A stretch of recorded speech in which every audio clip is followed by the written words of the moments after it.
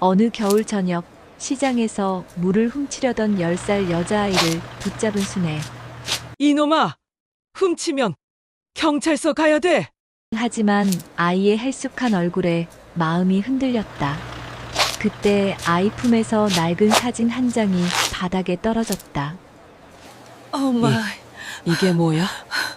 그것은 20년 전 아들 민수와 찍은 자신의 가족 사진이었다. 엄마. 이 사진 어디에서 났니?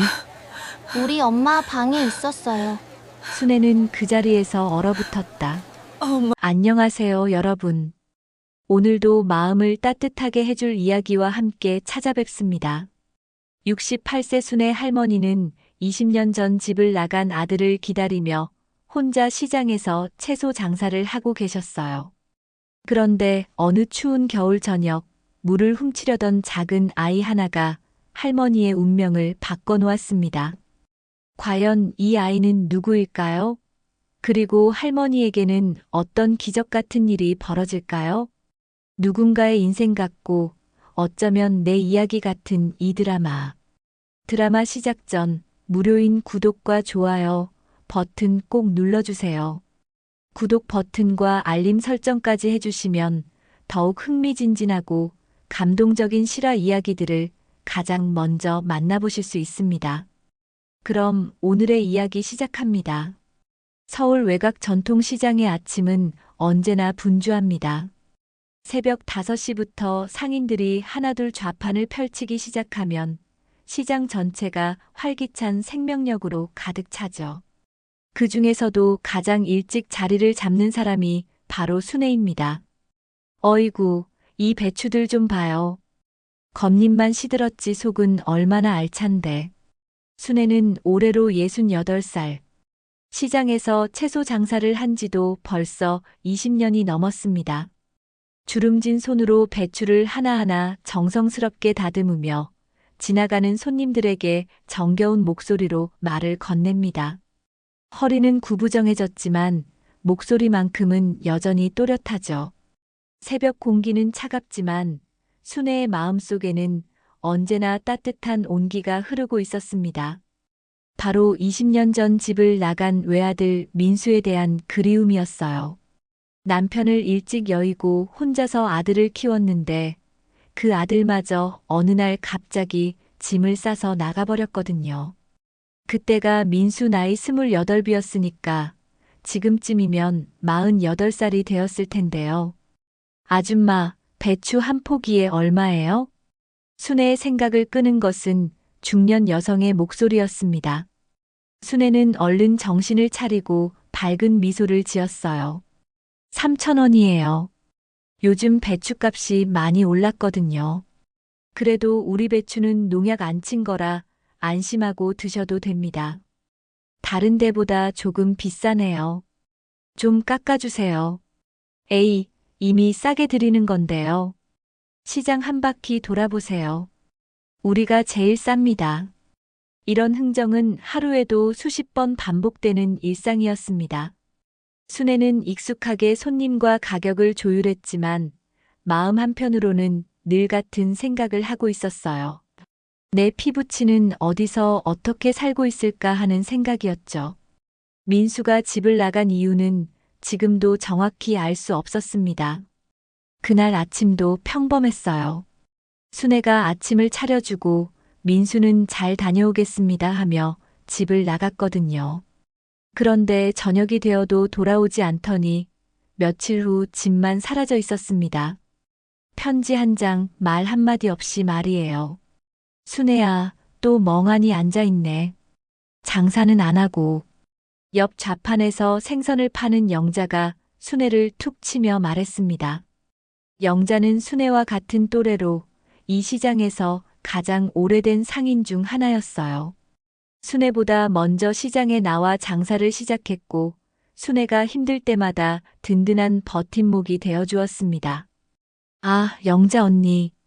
미안해요. 또 딴 생각했나 봐요. 또 민수 생각하는 거지. 그놈이 나간 지가 언젠데 아직도 그러고 있어? 20년이 넘었잖아. 영자의 말에 순애는 씁쓸한 미소를 지었습니다. 주변 사람들은 모두 민수를 포기하라고 말하지만 어미 마음이 그렇게 쉽게 정리되는 건 아니죠. 하루에도 몇 번씩 민수 생각이 머릿속을 맴돌고 혹시나 하는 마음에 시장 입구를 바라보곤 했어요. 언니도 알잖아요. 자식 걱정은 평생 가는 거라고. 하루에도 몇 번씩 생각나는데 어쩌겠어요. 그래도 정도가 있어야지. 연락도 안 하는 놈을 언제까지 기다릴 거야? 순애야, 너도 이제 나이가 있는데 혼자서 이렇게 살면 안 돼. 영자의 걱정 어린 목소리에 순애는 고개를 끄덕였습니다. 영자의 말이 틀린 건 아니었어요. 민수는 집을 나간 뒤로 단 한 번도 연락을 하지 않았거든요. 생일이나 명절에도 순애가 아프다는 소식을 들었을 때도 나타나지 않았습니다. 처음에는 화가 났지만 이제는 그냥 그리운 마음만 남았죠. 에이, 그런 소리 하지 마요. 우리 민수도 언젠가는 돌아올 거예요. 어미가 기다리고 있다는 걸 알면 분명히 돌아올 거라고요. 순애는 그렇게 말하면서도 속으로는 확신이 서지 않았습니다. 20년이라는 세월이 너무 길었거든요. 그 사이 순애도 늙었고 민수도 어른이 되어 자신만의 삶을 살고 있을 테니까요. 혹시 결혼을 했을 수도 있고 아이들도 있을지 모르죠. 시간이 흘러 오전 10시가 되자 시장은 더욱 붐비기 시작했습니다. 주부들이 하루장을 보러 나온 시간이었어요. 순애의 좌판 앞에도 손님들이 하나둘 모여들었습니다. 아줌마, 시금치 얼마예요? 2,000원이요. 아침에 막 따온 거라 싱싱해요. 좀 싸게 안 해주세요? 이미 싸게 드리는 건데요. 다른 데 가보세요. 우리가 제일 쌉니다. 순애는 바쁘게 손님들을 상대했습니다. 채소를 골라주고 봉지에 담아주고 잔돈을 계산하느라 정신이 없었어요. 그래도 이렇게 바쁠 때가 순애에게는 가장 좋았습니다. 바쁘면 딴 생각을 할 여유가 없었거든요. 점심시간이 되자 시장은 더욱 북적거렸습니다. 직장인들이 점심 식사 재료를 사러 나온 것이죠. 순애도 더욱 바빠졌어요. 손님들이 줄을 서서 기다릴 정도였습니다. 아줌마, 무 좀 싸게 해주세요. 에이, 또 깎으려고 해요? 벌써 많이 싸게 드리는 건데. 무 한 개에 2,000원이면 정말 싼 거예요. 그래도 단골인데 조금만 더 깎아주세요. 순애는 웃으면서 고개를 저었습니다. 이런 실랑이도 나름대로 정겨웠어요. 혼자 살다 보니 이렇게라도 사람들과 대화를 나누는 것이 유일한 낙이었거든요. 알았어요. 그럼 100원만 깎아드릴게요. 대신 다음에는 더 많이 사세요. 고마워요, 아줌마. 역시 아줌마가 인심이 좋아. 손님이 기뻐하며 돌아가는 모습을 보니 순애도 기분이 좋아졌습니다. 이런 작은 행복들이 순애의 하루를 채워주었어요. 오후가 되어 햇볕이 따사로워지자 순애는 잠시 손을 멈추고 하늘을 올려다봤습니다. 파란 하늘에 흰 구름이 둥둥 떠 있는 모습이 평화로웠어요. 이런 날이면 더욱 민수가 그리워졌습니다. 민수야, 너도 이런 좋은 날씨를 보며 살고 있니? 건강하게 잘 지내고 있는 거지? 순애는 속으로 민수에게 말을 걸어봤습니다. 물론 대답은 들리지 않았지만 그래도 이렇게라도 아들과 대화를 나누는 기분이었어요. 해가 서쪽으로 기울어갈 무렵 순애는 남은 채소들을 정리하기 시작했습니다. 오늘도 그럭저럭 장사가 잘 된 편이었어요. 큰 돈은 아니지만 혼자 살기에는 충분했습니다. 순애야, 오늘 장사 잘 됐어? 영자가 자신의 좌판을 정리하며 물었습니다. 그럭저럭요. 영자 언니는요? 나도 비슷해. 요즘 경기가 안 좋아서 사람들이 돈을 안 써. 그래도 먹고 살만은 하지 뭐. 두 사람은 나란히 좌판을 정리하며 하루를 마무리했습니다. 순애는 집으로 돌아가는 길에 문득 마음이 허전해졌어요. 오늘도 별일 없이 하루가 지나갔지만 집에 돌아가면 또다시 혼자만의 시간이 기다리고 있을 테니까요. 집에 도착한 순애는 간단히 저녁을 차려 먹었습니다.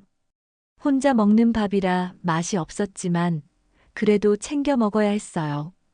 건강해야 민수가 돌아왔을 때 반갑게 맞이할 수 있을 테니까요. 저녁을 먹고 난 후 순애는 서랍에서 민수 사진을 꺼내 들었습니다. 사진 속 민수는 28살의 청년이었지만 지금쯤은 어떤 모습일까요? 결혼은 했을까? 아이는 있을까? 그런 생각들이 머릿속을 가득 채웠어요. 민수야, 엄마는 여기서 기다리고 있어. 언제든 돌아와도 좋으니까 건강하게만 지내렴. 순애는 사진을 가슴에 꼭 안고 그렇게 중얼거렸습니다. 20년 동안 매일 밤 반복해온 일상이었어요. 그리고 내일도 또 시장에 나가서 하루를 보낼 것입니다. 혹시나 하는 마음으로 민수를 기다리면서 말이에요. 겨울바람이 유난히 매서운 어느 저녁이었습니다. 순애는 평소보다 늦게까지 장사를 하고 있었어요. 날이 추워서 그런지 손님들의 발길이 뜸했고 채소들도 잘 팔리지 않았거든요. 특히 무는 아침에 준비한 것 중 절반도 팔지 못한 상태였습니다.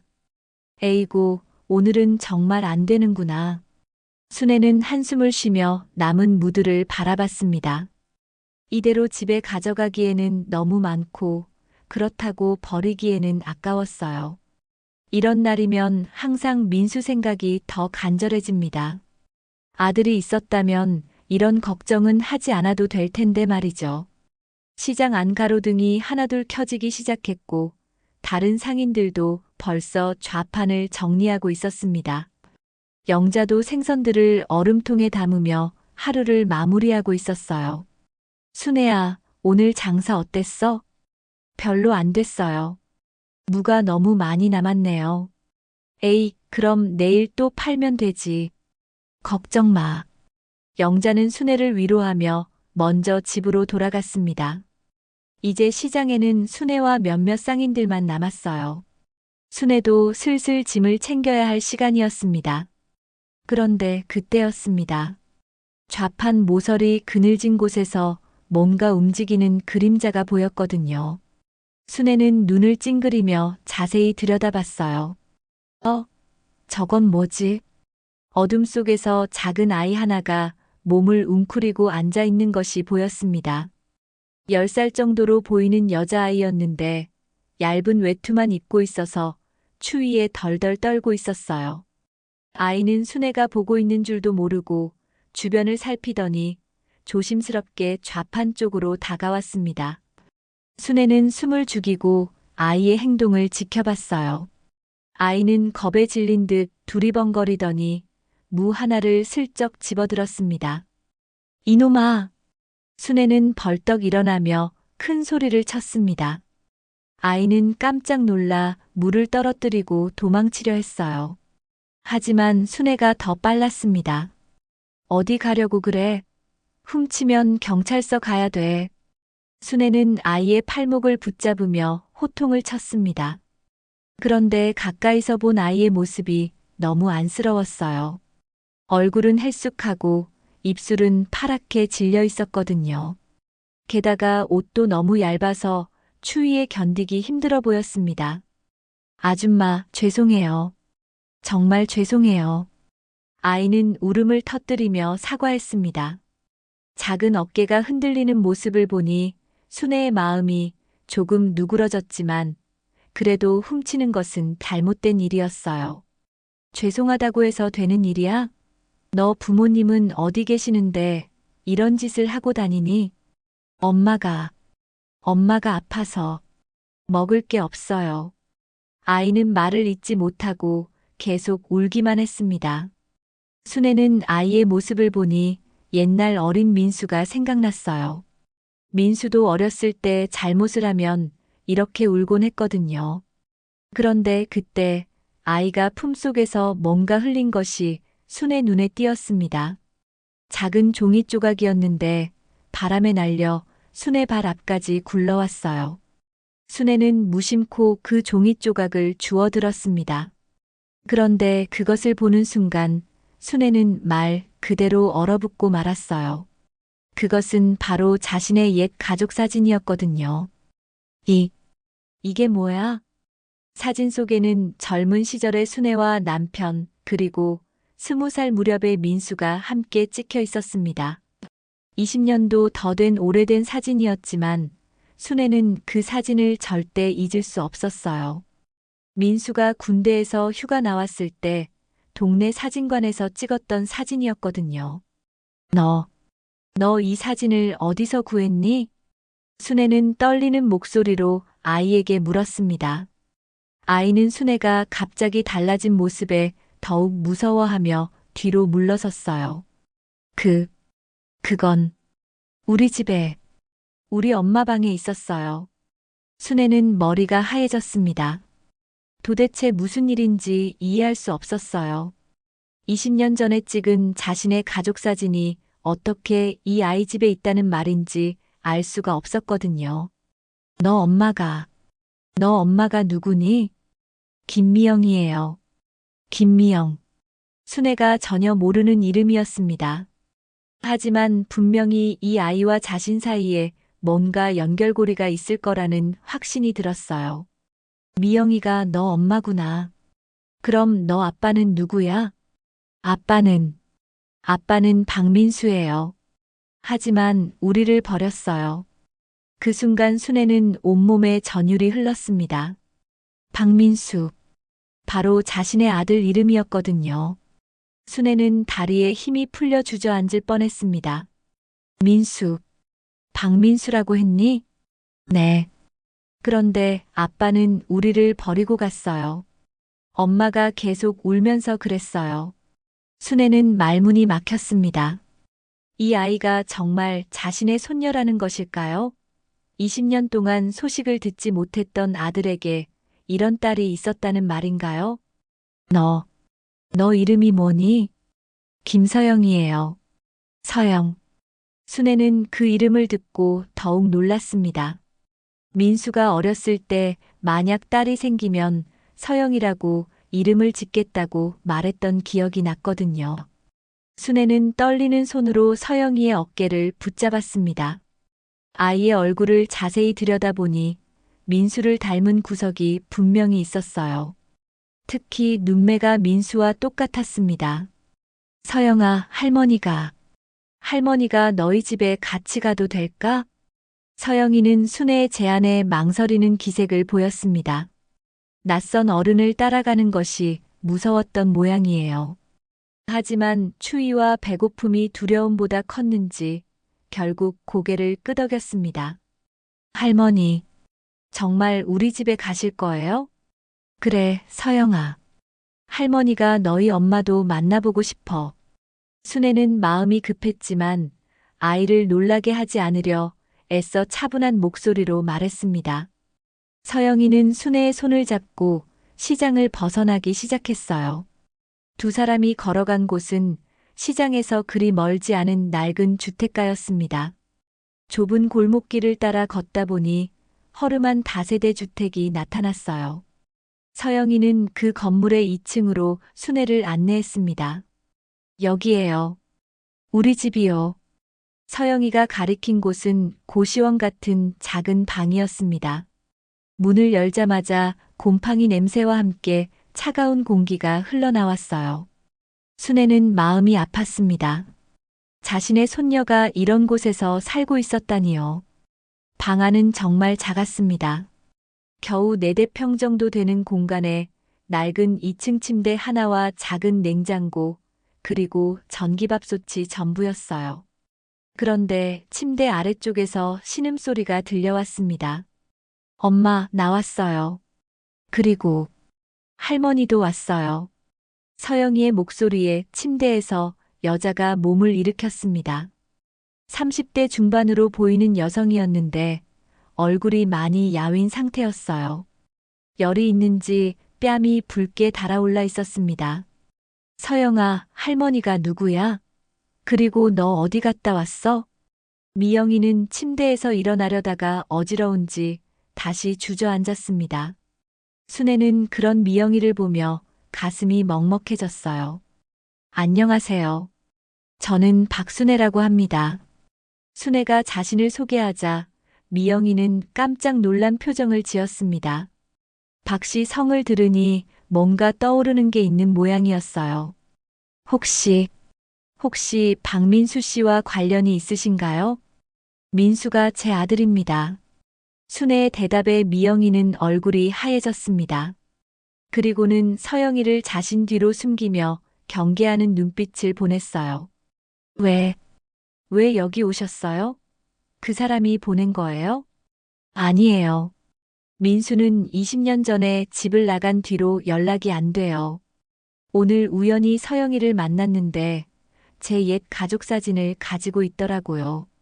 순애는 미영이에게 사진을 보여주었습니다. 미영이는 그 사진을 보더니 눈물을 흘리기 시작했어요. 이 사진, 민수 씨가 저한테 준 거예요. 자기 가족이라면서. 그럼 정말 민수가 서영이 아빠가 맞나요? 순애의 질문에 미영이는 고개를 끄덕였습니다. 그리고는 힘겹게 일어나서 방 구석에서 낡은 상자를 꺼내왔어요. 여기 민수 씨 관련된 것들이 있어요. 상자 안에는 출생신고서와 몇 장의 사진이 들어 있었습니다. 출생신고서의 아버지란에는 분명히 박민수라고 적혀 있었어요. 순애는 그 서류를 보며 확신을 가졌습니다. 서영이가 정말 자신의 손녀였던 거예요. 민수가 언제 어디로 갔어요? 3년 전이요. 어느 날 갑자기 돈을 빌려달라고 하더니 며칠 후에 사라졌어요. 그때 서영이가 7살이었는데 미영이는 울음을 참으며 이야기를 계속했습니다. 민수는 미영이와 만나 서영이를 낳았지만 책임감 없이 살았다고 했어요. 일정한 직장도 없이 이곳저곳 떠돌아다니다가 결국 빚을 지고 도망쳤다는 것이었습니다. 그 사람은 우리를 버렸어요. 돈만 가져가고 연락도 안 해요. 순애는 미영이의 말을 들으며 가슴이 아팠습니다. 자신이 제대로 키우지 못한 아들이 이렇게 무책임한 아버지가 되었다는 것이 너무 미안했어요. 미영 씨, 정말 죄송합니다. 제가 민수를 잘못 키운 탓이에요. 아니에요. 어머님 잘못이 아니에요. 그 사람이 선택한 거죠. 미영이는 순애를 원망하지 않았습니다. 오히려 담담하게 현실을 받아들이고 있었어요. 하지만 그런 미영이의 모습이 순애에게는 더 마음이 아팠습니다. 순애는 방 안을 둘러봤습니다.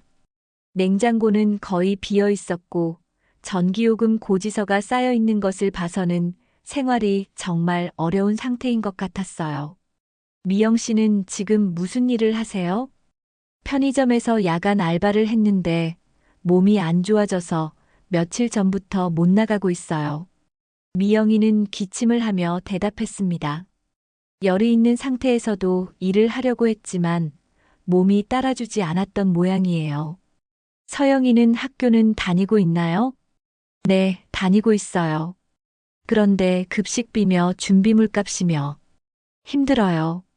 순애는 더 이상 견딜 수가 없었습니다.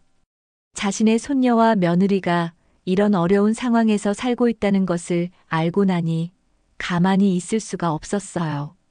미영 씨, 제가 도와드릴게요. 우선 병원부터 가봅시다. 아니에요. 저희가 어떻게 어머님께 폐를 끼칠 수 있어요? 미영이는 손사래를 쳤지만 순애는 이미 마음을 정했습니다. 민수가 저지른 잘못을 자신이라도 바로 잡아야 한다고 생각했어요. 폐가 무슨 폐예요? 서영이는 제 손녀고 미영 씨는 제 며느리잖아요. 순애의 말에 미영이는 눈물을 흘렸습니다. 그동안 혼자서 모든 것을 감당해야 했던 미영이에게 순애의 말은 큰 위로가 되었어요. 서영이는 할머니와 엄마가 이야기하는 모습을 조용히 지켜봤습니다. 처음 만난 할머니였지만 왠지 마음이 따뜻해졌어요. 오랫동안 그리워했던 가족의 온기를 느꼈거든요. 그 다음 날부터 순애는 본격적으로 미영이와 서영이를 돌보기 시작했습니다. 새벽에 시장에 나가기 전에 먼저 미영이네 집에 들렀어요.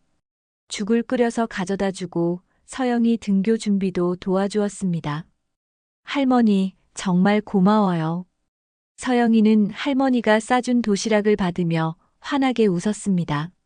며칠 사이에 아이 얼굴에 생기가 돌기 시작했어요. 제대로 된 밥을 먹으니 그럴 수밖에 없었죠. 우리 서영이 학교에서 친구들과 잘 지내렴. 네, 할머니. 서영이가 학교에 간 후 순애는 미영이를 병원에 데려갔습니다. 의사는 과로와 영양실조로 인한 면역력 저하라고 진단했어요.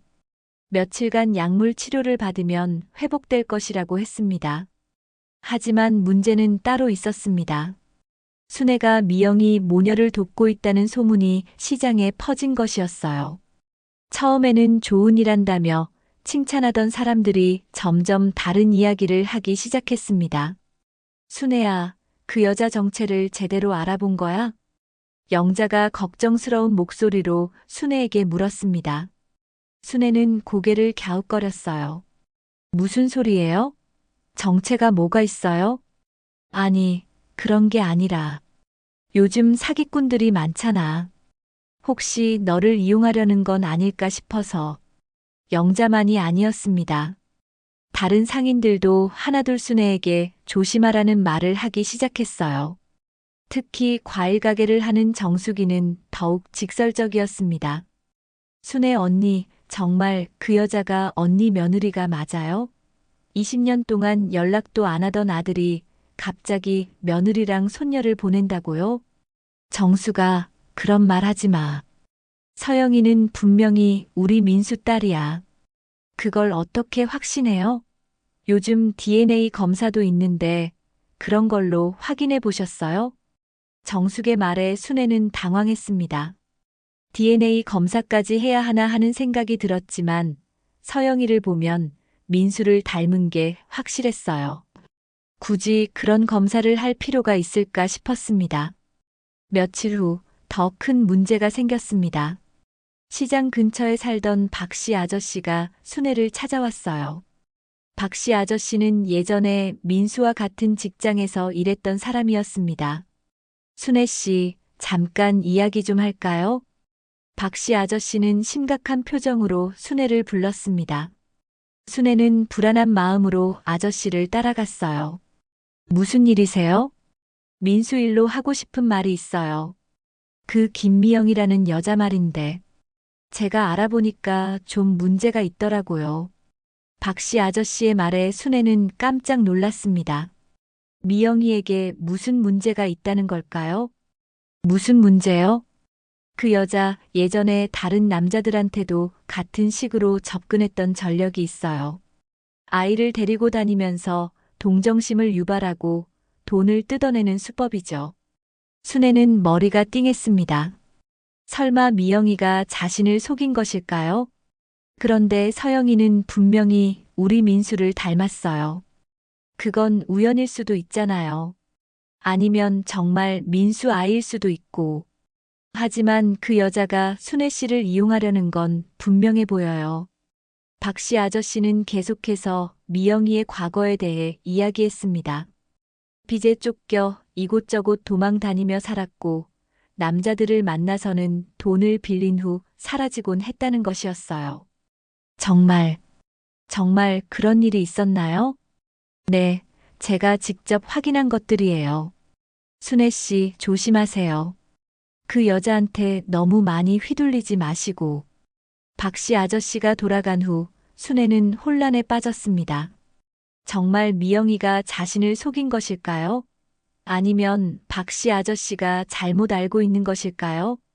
그날 저녁 순애는 평소보다 일찍 장사를 마쳤습니다. 마음이 너무 복잡해서 더 이상 일에 집중할 수가 없었어요. 시장 상인들의 시선도 예전과 달라진 것 같았습니다. 순애야, 괜찮아? 영자가 걱정스러운 표정으로 다가왔습니다. 순애는 고개를 저었어요. 잘 모르겠어요. 정말 미영이를 믿어도 될까요?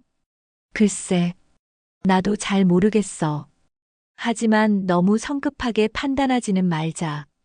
시간을 두고 지켜보는 게 좋을 것 같아. 영자의 조언대로 순애는 며칠간 미영이를 관찰해 봤습니다. 미영이는 여전히 아픈 몸을 이끌고 서영이를 돌보고 있었어요.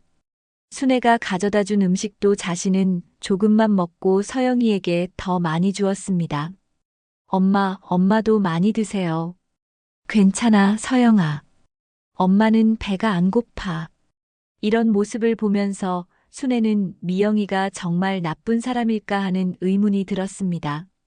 아이를 이용해서 돈을 뜯어내려는 사람이 이렇게 아이를 아낄 수 있을까요?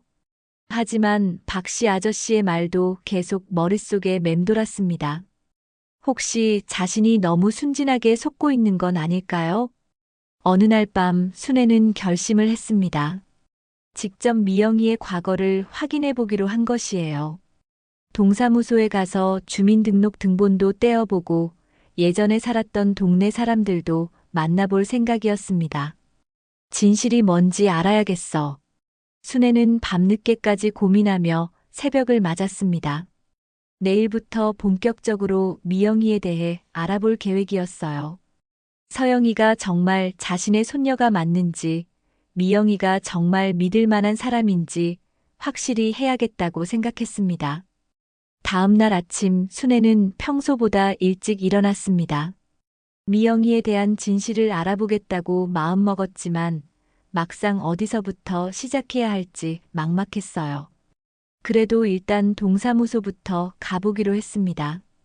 시장 준비를 마친 후 순애는 영자에게 잠시 자리를 봐달라고 부탁하고 동사무소로 향했습니다. 주민등록 등본을 떼어보니 미영이의 이력이 어느 정도 드러났어요. 지난 몇 년간 이사를 자주 다녔다는 것을 알 수 있었습니다. 정말 여기저기 많이 이사 다녔네. 순애는 등본을 보며 중얼거렸습니다. 박씨 아저씨 말이 맞는 것 같았어요. 빚에 쫓겨 도망 다녔다는 말이 사실일지도 모르겠다는 생각이 들었습니다. 그 다음으로 순애는 미영이가 예전에 살았던 동네로 갔습니다. 거기서 미영이를 아는 사람을 찾아보려고 했어요. 다행히 동네 슈퍼 아주머니가 미영이를 기억하고 있었습니다. 아, 김미영 씨요? 그분 참 안 됐어요. 남편한테 속아서 빚더미에 앉았는데 남편은 도망가 버리고 슈퍼 아주머니의 이야기는 박씨 아저씨가 한 말과는 전혀 달랐습니다. 미영이가 사기꾼이 아니라 오히려 피해자였다는 것이었어요. 그분이 남자들한테 돈을 뜯어냈다는 이야기도 있던데요. 에이, 무슨 소리예요? 그분은 밤낮으로 일만 했어요. 아이 키우느라 정말 고생 많이 하셨는데 누가 그런 나쁜 소문을 퍼뜨리는 거예요? 순애는 더욱 혼란스러워졌습니다. 도대체 어느 쪽 말이 맞는 것일까요? 그럼 미영이 남편이 정말 박민수라는 사람인가요? 네, 맞아요. 키 크고 마른 남자였는데 말만 잘하지 실속은 없더라고요. 미영 씨가 그 사람 때문에 얼마나 고생했는지 몰라요. 슈퍼 아주머니는 계속해서 미영이를 옹호했습니다. 성실하고 착한 사람이었는데 잘못된 남자를 만나서 고생한다고 했어요. 순애는 더 많은 정보를 얻기 위해 미영이가 일했던 편의점도 찾아갔습니다. 편의점 사장도 미영이에 대해 좋은 이야기만 했어요. 정말 성실한 분이었어요. 야간 근무도 마다하지 않고 아이 때문에 걱정이 많으셨지만 일은 정말 열심히 하셨거든요. 그럼 미영 씨가 나쁜 사람은 아니라는 거네요? 나쁜 사람이요? 말도 안 돼요. 그런 착한 사람이 어디 있어요? 다만 운이 없어서 고생하고 있을 뿐이죠. 편의점을 나선 순애는 마음이 복잡했습니다. 직접 만나본 사람들은 모두 미영이가 좋은 사람이라고 했는데 박씨 아저씨는 왜 그런 말을 했을까요? 그때 순애는 문득 한 가지를 깨달았습니다. 박씨 아저씨가 미영이에 대해 직접 확인했다고 했지만 혹시 잘못된 정보를 들었거나 다른 사람과 혼동했을 수도 있겠다는 생각이 들었어요. 순애는 다시 시장으로 돌아왔습니다. 그런데 자신의 좌판 앞에 사람들이 모여 있는 것이 보였어요. 무슨 일인지 궁금해서 가까이 가보니 정수기와 몇몇 쌍인들이 자신에 대해 이야기하고 있었습니다. 순애 언니가 요즘 정신이 없어. 그 여자한테 완전히 속아 넘어갔어. 그러게 말이야. 20년 동안 연락도 안 하던 아들이 갑자기 며느리를 보냈다는 게 말이 돼? 아무래도 그 여자가 순애 언니 돈을 노리는 것 같아. 순애 언니 혼자 사니까 만만해 보였나 봐. 순애는 그 말들을 들으며 가슴이 아팠습니다. 동네 사람들이 자신을 걱정해서 하는 말이라는 것은 알겠지만 너무 단정적으로 미영이를 나쁜 사람으로 몰아가는 것 같았어요. 언니들, 제가 왔어요. 순애가 나타나자 사람들은 어색한 표정을 지었습니다. 뒤에서 험담하고 있던 것을 들킨 것 같아서 민망했던 모양이에요. 아, 순애야. 어디 갔다 왔어? 잠깐 볼 일이 있어서요. 순애는 담담하게 대답하며 자신의 좌판을 정리하기 시작했습니다. 그런데 정숙이 다가와서 또다시 미영이에 대한 이야기를 꺼냈어요. 순애 언니, 정말 그 여자 조심해요. 요즘 그런 사기꾼들 많아. 특히 혼자 사는 사람들을 노리는 경우가 많거든요. 정수가, 미영이는 그런 사람이 아니야. 언니는 어떻게 확신해요? 혹시 제대로 확인해 봤어요? 순애는 오늘 알아본 것들을 이야기하고 싶었지만 굳이 설명할 필요가 있을까 싶었어요. 어차피 사람들은 이미 선입견을 가지고 있었으니까요. 그날 오후 순애는 다시 미영이네 집을 찾았습니다. 미영이는 많이 나아진 상태였지만 아직 완전히 회복되지는 않았어요. 어머님, 오늘은 왜 이렇게 늦게 오셨어요? 미영아, 너에 대해 좀 알아볼 게 있어서 여기저기 다녀왔어. 순애의 말에 미영이는 얼굴이 굳어졌습니다. 혹시 자신에 대한 안 좋은 소문을 들었나 싶어 불안했던 모양이에요. 무슨 일이세요? 사람들이 내가 사기꾼이라고 하더라. 그래서 직접 확인해 봤어. 미영이는 얼굴이 하얘졌습니다. 결국 이런 날이 올 줄 알았다는 표정이었어요. 어머님, 저는 미영아, 괜찮아. 나는 내가 어떤 사람인지 알았어. 순애는 미영이의 손을 잡으며 따뜻하게 말했습니다. 미영이는 눈물을 흘리며 순애를 바라봤어요. 어머님께서 저를 믿어주시는 거예요? 그럼 내가 직접 알아봤는데 모든 사람들이 내가 좋은 사람이라고 하더라. 내가 얼마나 고생했는지도 알겠고. 미영이는 더 이상 참지 못하고 울음을 터뜨렸습니다. 그동안 억울했던 마음이 한꺼번에 쏟아져 나오는 것 같았어요. 어머님 정말 고맙습니다. 아무도 저를 믿어주지 않았는데. 이제 괜찮아. 내가 있잖아. 순애는 미영이를 위로하며 마음을 다잡았습니다. 사람들이 뭐라고 하든 상관없었어요. 자신이 직접 확인한 것이 진실이었으니까요.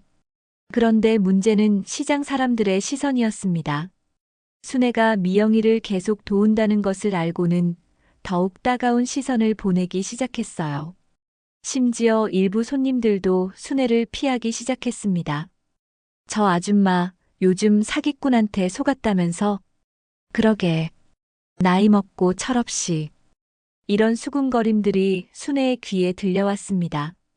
장사도 예전만 못했어요. 단골 손님들조차 다른 좌판에서 채소를 사는 경우가 많아졌습니다. 순애는 속이 상했지만 참았습니다. 시간이 지나면 사람들도 이해해 줄 거라고 생각했어요. 하지만 상황은 점점 더 나빠졌습니다. 어느 날 저녁 영자가 심각한 표정으로 순애를 찾아왔습니다. 순애야, 우리 좀 이야기해. 무슨 일이에요? 시장 상인회에서 회의를 했어. 내 일 때문에. 영자의 말에 순애는 불안해졌습니다. 설마 자신을 시장에서 쫓아내려는 건 아니겠죠? 사람들이 내가 정신이 이상해졌다고 해. 그 여자한테 완전히 속아 넘어가서 제정신이 아니라는 거야. 순애는 한숨을 쉬었습니다. 결국 이런 일이 벌어진 거였네요. 영자 언니, 미영이는 정말 좋은 사람이에요. 제가 확인해 봤어요. 나는 내가 하는 말을 믿어. 하지만 다른 사람들은 달라. 특히 정수기가 계속 선동하고 있어. 순애는 점점 고립되어 가고 있었습니다. 시장에서도 동네에서도 사람들의 시선이 차갑게 변했어요. 하지만 순애는 포기할 수 없었습니다. 서영이와 미영이가 자신에게는 유일한 가족이었으니까요. 상황은 순애가 예상했던 것보다 훨씬 심각했습니다. 며칠 후 시장 상인회 회장인 김 사장이 직접 순애를 찾아왔어요. 김 사장은 시장에서 가장 큰 정육점을 운영하는 사람으로 상인들 사이에서 발언권이 컸습니다. 순애 씨, 잠깐 이야기 좀 할까요? 김 사장의 표정이 심상치 않았습니다. 순애는 불안한 마음으로 김 사장을 따라갔어요. 무슨 일이세요? 순애 씨 때문에 시장 분위기가 안 좋아요. 상인들이 다들 걱정하고 있어요. 저 때문에요? 순애는 어리둥절했습니다. 자신이 미영이를 돕는 것이 시장과 무슨 관련이 있다는 말인지 이해할 수 없었어요. 그 김미영이라는 여자 말이에요. 사람들이 그 여자가 사기꾼이라고 하는데 순애 씨가 계속 도와주니까 시장 이미지가 나빠진다는 거예요. 그건 사실이 아니에요. 제가 직접 확인해 봤는데 미영이는 그런 사람이 아니에요. 확인이고 뭐고 소문이 이미 다 퍼졌어요. 심지어 다른 시장 사람들까지 우리 시장을 이상하게 보고 있다고 해요. 김 사장의 말에 순애는 당황했습니다. 설마 자신의 일이 이렇게까지 커질 줄은 몰랐거든요. 그래서 상인회에서 결정한 게 있어요. 순애 씨가 그 여자와 관계를 정리하지 않으면 시장에서 장사하기 어려울 것 같아요. 순애는 머리가 하얘졌습니다. 이것은 사실상 시장에서 쫓겨나라는 말과 같았어요. 사장님, 그게 무슨 말씀이세요? 제가 뭘 잘못했다고. 잘못했다는 게 아니에요. 하지만 다른 상인들이 불안해하고 있어요. 혹시 그 여자가 정말 사기꾼이라면 시장 전체가 피해를 볼 수도 있거든요. 김 사장은 딱딱한 목소리로 말을 이어갔습니다. 순애에게 일주일의 시간을 주니 그 안에 미영이와의 관계를 정리하든지 아니면 시장을 떠나든지 하라는 것이었어요. 사장님, 정말 그래야 하나요? 미영이는 제 며느리고 서영이는 제 손녀예요. 그것도 확실하지 않잖아요. DNA 검사라도 해봤어요? 김 사장의 말에 순애는 할 말이 없었습니다. 정말 DNA 검사를 해야 하는 걸까요? 그날 이후로 순애의 장사는 더욱 어려워졌습니다. 단골 손님들이 하나둘 다른 좌판으로 발길을 돌렸고 새로운 손님들도 거의 오지 않았어요. 심지어 일부 상인들은 순애와 대화하는 것조차 피했습니다. 순애야, 정말 미안해. 영자만은 여전히 순애 편에 서 있었지만 다른 상인들의 눈치를 보느라 예전만큼 자주 이야기하지는 못했어요. 영자 언니, 괜찮아요. 이해해요. 순애는 영자에게 고마웠지만 영자까지 곤란하게 만들고 싶지는 않았습니다. 며칠 후 더 큰 문제가 터졌습니다. 정수기가 다른 상인들과 함께 순애의 좌판 앞에 와서 따졌어요. 순애 언니 때문에 우리 시장 평판이 바닥으로 떨어지고 있어요. 이제 그만 정리하세요. 정수가, 내가 뭘 잘못했어? 그 사기꾼 여자랑 엮여서 시장 전체를 곤란하게 만들고 있잖아요. 손님들이 우리 시장을 이상하게 보고 있어요. 정숙의 말에 다른 상인들도 고개를 끄덕였습니다. 순애는 외롭고 속상했지만 그들을 이해하지 못하는 것은 아니었어요. 모두 자신의 생계를 걱정하고 있는 것이니까요. 알겠어요. 알겠으니까 이제 그만해요. 순애는 더 이상 말하지 않았습니다. 변명을 해봐야 소용없다는 것을 알았거든요. 그날 저녁 순애는 집에서 혼자 생각에 잠겼습니다. 정말 미영이와의 관계를 정리해야 하는 걸까요? 아니면 시장을 떠나야 하는 걸까요? 그런데 그때 문 밖에서 작은 노크 소리가 들렸습니다. 문을 열어보니 서영이가 서 있었어요. 할머니, 안녕하세요. 서영아, 이 시간에 왜 혼자 왔어? 엄마는 집에서 쉬고 있어요. 할머니가 요즘 안 오셔서 걱정돼서 왔어요. 서영이의 말에 순애는 가슴이 아팠습니다. 아이가 자신을 걱정해서 이 밤에 혼자 찾아온 거였어요. 할머니, 우리가 할머니한테 피해를 끼치고 있는 거예요? 무슨 소리야? 왜 그런 생각을 해? 엄마가 울고 있었어요. 할머니 때문에 나쁜 소문이 난다고. 순애는 서영이를 꼭 안아주었습니다. 이 작은 아이가 어른들의 복잡한 사정 때문에 걱정하고 있다니 너무 안쓰러웠어요. 서영아, 할머니는 괜찮아. 걱정하지 마. 정말요? 할머니가 우리 때문에 힘들어하지 않으시는 거예요? 그럼 할머니는 서영이랑 있을 때가 제일 행복해.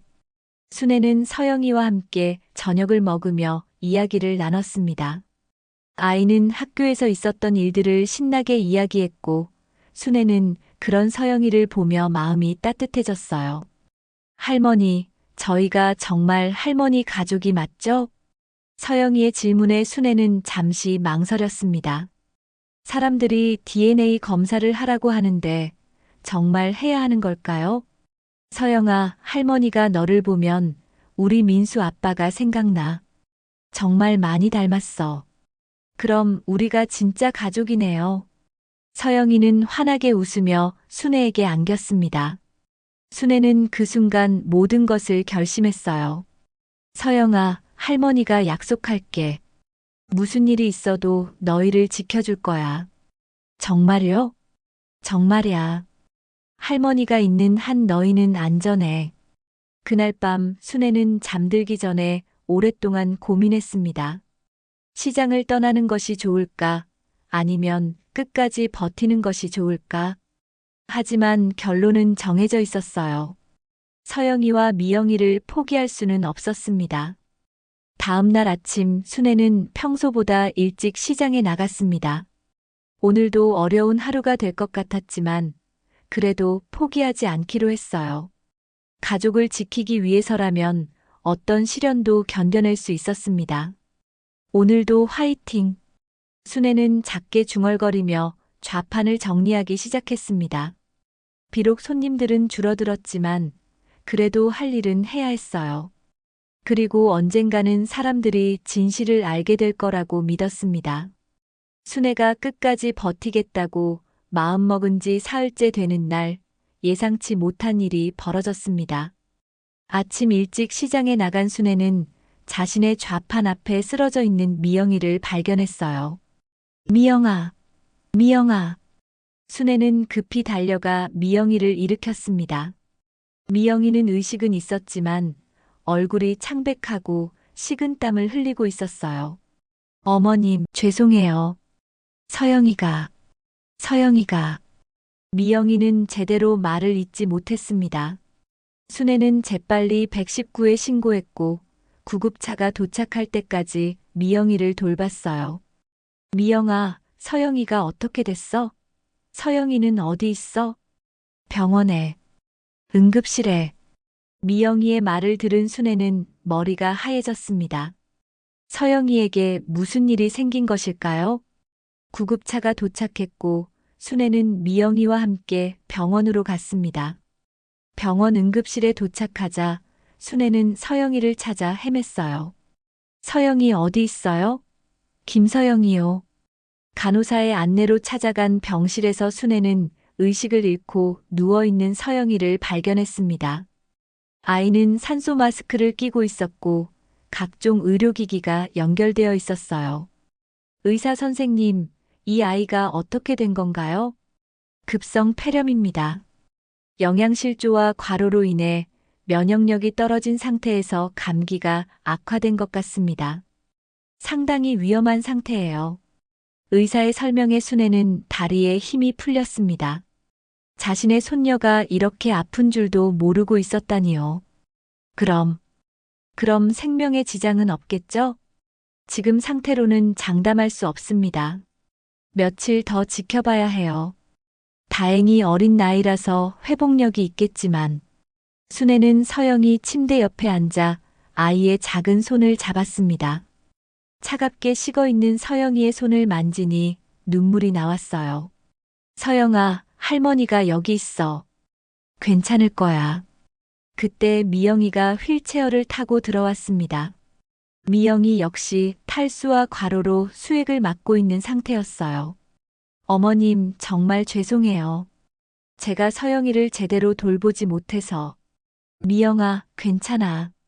내가 어떻게 혼자서 다 감당해? 이제 내가 있잖아. 순애는 미영이를 위로하며 상황을 파악해 봤습니다. 미영이는 며칠 전부터 몸이 안 좋아서 제대로 서영이를 돌보지 못했다고 했어요. 서영이도 감기가 있었는데 할머니에게 걱정을 끼치기 싫어서 아픈 것을 숨겼다고 했습니다. 할머니가 요즘 힘들어 보이셔서 서영이가 자꾸 참는 것 같아요.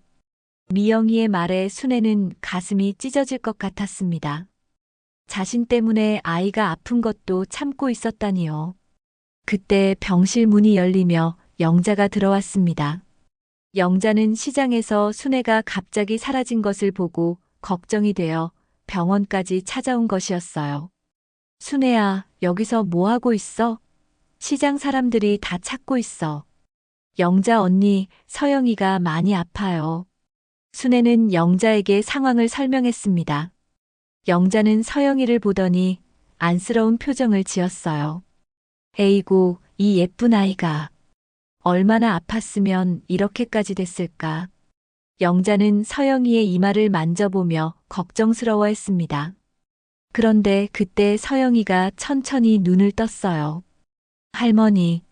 서영이는 약한 목소리로 순애를 불렀습니다. 순애는 급히 서영이에게 다가갔어요. 서영아, 할머니가 여기 있어. 괜찮아? 할머니. 미안해요. 제가 아파서. 무슨 소리야? 내가 왜 미안해? 할머니가 미안해. 서영이 아픈 것도 몰랐으니까. 서영이는 순애의 손을 꼭 잡았습니다. 그런 서영이를 보며 영자도 눈물을 흘렸어요. 순애야, 이 아이 정말 너를 닮았네. 눈매가 특히 그래. 영자의 말에 순애는 고개를 끄덕였습니다. 그런데 영자가 갑자기 무릎을 쳤어요. 아, 내가 깜빠먹을 뻔했네. 순애야, 큰일 났어. 무슨 일이에요? 박씨 아저씨가 거짓말했다는 게 밝혀졌어. 정수기가 직접 확인해 봤는데 그 아저씨가 다른 사람과 착각했다는 거야. 순애는 깜짝 놀랐습니다. 박씨 아저씨가 거짓말을 했다는 것인가요? 정수기가 미안하다고 하면서 시장으로 오라고 했어. 사과하고 싶다고. 순애는 복잡한 기분이었습니다. 이제 와서 사과한다고 해도 이미 벌어진 일들은 돌이킬 수 없었거든요. 영자 언니, 저는 지금 여기를 떠날 수 없어요. 서영이가 아픈데. 그래, 당연히 그래야지. 아이가 먼저야. 그날 오후 놀라운 일이 또 벌어졌습니다. 시장 상인들이 하나둘 병원으로 찾아온 것이었어요. 김 사장을 비롯해서 정수기, 그리고 다른 상인들까지 모두 왔습니다. 순애 씨, 정말 죄송합니다. 김 사장이 먼저 고개를 숙여 사과했습니다. 다른 상인들도 모두 미안하다고 했어요. 우리가 너무 성급하게 판단했어요. 박씨 아저씨 말만 믿고. 정수기는 눈물을 흘리며 사과했습니다. 순애는 그들을 보며 마음이 복잡했어요. 화가 나기도 했지만 한편으로는 이해가 되기도 했습니다. 다들 고마워요. 이렇게 찾아와 주셔서. 순애야, 우리가 정말 미안해. 앞으로는 이런 일 없을 거야. 영자가 순애의 어깨를 토닥이며 말했습니다. 그런데 그때 의사가 들어와서 중요한 소식을 전했어요. 서영이 상태가 많이 나아졌습니다. 고비는 넘긴 것 같아요. 의사의 말에 모든 사람들이 안도의 한숨을 쉬었습니다. 순애는 특히 기뻤어요. 정말 다행이에요. 의사 선생님 정말 고맙습니다. 할머니 덕분입니다. 가족의 사랑이 제일 중요한 약이거든요. 의사의 말에 순애는 눈물을 흘렸습니다. 정말 서영이가 자신의 손녀가 맞는지 확인하지 않아도 괜찮았어요. 마음으로 느끼는 가족의 정이 그 무엇보다 소중했으니까요. 그날 저녁 시장 상인들은 모두 돌아갔고 순애와 미영이 영자만 병실에 남았습니다. 서영이는 많이 나아져서 죽을 먹을 수 있을 정도가 되었어요. 할머니, 이제 괜찮아요? 뭐가? 할머니가 저희 때문에 힘들어하는 거요. 서영이의 질문에 순애는 미소를 지었습니다. 이제 괜찮아. 모든 게 해결됐어. 순애는 정말 그렇게 생각했습니다. 비록 힘든 시간이었지만 이제 모든 것이 제자리를 찾은 것 같았어요. 서영이가 태어난 지 한 달이 지났습니다. 아이는 완전히 건강을 되찾았고 미영이도 새로운 직장을 구해 안정된 생활을 시작했어요. 순애는 매일 아침 시장에 나가기 전에 미영이네 집에 들러 서영이를 학교에 보내주는 것이 일상이 되었습니다. 할머니, 오늘 급식이 김치찌개예요. 그래, 우리 서영이 김치찌개 좋아하잖아. 네, 할머니가 만들어준 김치가 제일 맛있어요. 서영이는 할머니가 담근 김치를 정말 좋아했습니다. 순애는 서영이가 좋아하는 음식을 하나씩 알아가는 것이 즐거웠어요. 시장 분위기도 완전히 달라졌습니다. 상인들은 순애에게 더욱 따뜻하게 대해주었고 손님들도 다시 찾아오기 시작했어요. 특히 서영이가 가끔 시장에 오면 모든 상인들이 반겨주었습니다. 순애야, 서영이 정말 예쁘게 컸네. 완전히 너를 닮았어. 그러게. 눈웃음이 똑같아. 상인들의 말에 순애는 뿌듯해했습니다. 이제는 아무도 서영이가 자신의 손녀가 아니라고 의심하지 않았어요. 어느 따뜻한 봄날 오후 순애는 평소보다 일찍 장사를 마쳤습니다. 서영이와 함께 놀이터에 가기로 약속했거든요. 놀이터에서 그네를 타는 서영이를 보며 순애는 마음이 따뜻해졌어요. 할머니, 저 높이 올라갔어요. 조심해, 서영아. 순애는 서영이가 다칠까봐 걱정하면서도 아이의 밝은 모습을 보니 행복했습니다. 이런 평범한 일상이 얼마나 소중한지 새삼 깨달았어요. 그런데 그때 놀이터 입구에서 한 남자가 이쪽을 바라보고 있는 것이 보였습니다. 순애는 그 사람을 보는 순간 심장이 쿵 떨어지는 느낌이었어요. 바로 민수였거든요. 민수야. 순애는 떨리는 목소리로 아들의 이름을 불렀습니다. 민수는 순애를 보더니 천천히 걸어왔어요. 20년 만에 보는 아들의 모습은 많이 변해 있었지만 순애는 한눈에 알아볼 수 있었습니다. 어머니.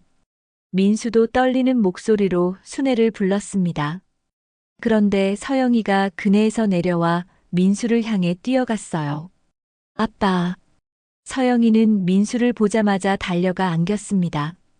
민수는 서영이를 꼭 안으며 눈물을 흘렸어요. 서영아, 미안해. 아빠가 정말 미안해. 아빠, 왜 이제 왔어요? 엄마랑 저 많이 기다렸어요. 서영이의 말에 민수는 더욱 울음을 터뜨렸습니다. 순애는 그런 부녀를 바라보며 복잡한 마음이었어요. 반가우면서도 화가 났고 서운하면서도 고마웠습니다. 어머니, 정말 죄송합니다. 민수는 순애 앞에서 무릎을 꿇었습니다. 순애는 그런 민수를 보며 눈물이 났어요. 민수야, 일어나. 사람들이 다 봐. 어머니, 저 정말 잘못했어요. 미영이랑 서영이를 버리고 어머니한테도 연락 안 하고. 민수는 지난 몇 년간의 이야기를 털어놓았습니다. 사업에 실패해서 빚을 지게 되었고 가족에게 피해를 줄까봐 도망쳤다고 했어요. 그동안 다른 도시에서 일하며 빚을 갚느라 연락하지 못했다고 했습니다. 이제야 빚을 다 갚았어요. 그래서 미영이랑 서영이한테 돌아왔는데 어머니가 돌봐주고 계신다는 얘기를 들었어요. 순애는 민수의 말을 들으며 안도했습니다. 아들이 나쁜 길로 빠진 것이 아니라 가족을 걱정해서 그런 선택을 했다는 것을 알게 되었거든요. 민수야, 이제 다시 돌아온 거지? 네, 어머니. 이제 절대 떠나지 않을게요. 그날 저녁 순애네 집에서 가족 모임이 열렸습니다. 미영이도 왔고 영자도 함께 했어요. 오랜만에 한자리에 모인 가족들을 보며 순애는 감격했습니다. 어머님 정말 고맙습니다. 어머님이 아니었다면. 미영이는 눈물을 흘리며 순애에게 고개를 숙였습니다. 순애는 미영이의 손을 잡으며 따뜻하게 말했어요. 미영아, 우리가 가족이잖아. 가족끼리 고맙다는 말이 어디 있어? 할머니, 이제 우리 계속 함께 살 수 있는 거죠? 서영이의 질문에 모든 사람들이 웃었습니다. 순애는 서영이를 품에 안으며 대답했어요. 그럼 우리는 이제 진짜 가족이야. 그 후로 순애의 삶은 완전히 바뀌었습니다. 매일 아침 서영이와 함께 일어나고 아침을 준비해서 함께 먹었어요. 시장에 갔다가 돌아오면 서영이가 학교에서 돌아와 있었고 저녁에는 민수와 미영이도 함께 모여 식사를 했습니다. 어느 날 순애는 서영이와 함께 시장 좌판에 앉아 있었습니다. 서영이는 숙제를 하고 있었고 순애는 채소를 다듬고 있었어요. 할머니, 숙제 끝났어요. 그래, 우리 서영이 정말 똑똑해. 할머니, 저 배고파요. 그럼 할머니가 싸온 도시락 먹을까? 순애는 서영이와 함께 도시락을 나눠 먹었습니다. 김치찌개와 계란말이, 그리고 순애가 직접 담근 깍두기까지. 소박하지만 정성이 가득한 도시락이었어요. 할머니, 이 김치 정말 맛있어요. 그래, 할머니가 우리 서영이 위해서 특별히 만든 거야. 두 사람은 따뜻한 햇볕 아래서 도시락을 먹으며 이야기를 나눴습니다. 지나가는 사람들이 할머니와 손녀의 정겨운 모습을 보며 미소를 지었어요. 오랜 세월 혼자였던 순애에게 이제는 사랑하는 가족들이 있었습니다. 잃어버렸던 시간을 되찾을 수는 없지만 앞으로 함께할 시간들로 그 빈자리를 채워갈 수 있었어요. 비록 세상은 여전히 고단하지만 손을 잡은 이 순간 그들은 더 이상 혼자가 아니었습니다. 잃어버린 인연은 다시 돌아왔고 비로소 빈자리를 메울 가족을 되찾았습니다. 비록 세상은 여전히 고단하지만 손을 잡은 이 순간 우리는 더 이상 혼자가 아니었어요. 가족이란 피로만 이어지는 것이 아니라 마음으로 품어주는 사랑으로 만들어지는 것이겠죠. 오늘 이야기가 여러분의 마음에 작은 위로가 되었다면 좋아요 버튼으로 따뜻한 마음을 나눠주세요. 그리고 구독과 알림 설정까지 해주시면 앞으로도 감동적인 이야기들을 놓치지 않고 만나보실 수 있습니다. 여러분의 소중한 댓글 하나하나가 더 좋은 이야기를 만드는 힘이 됩니다. 다음 이야기에서 또 만나요. 모두 따뜻한 하루 보내세요.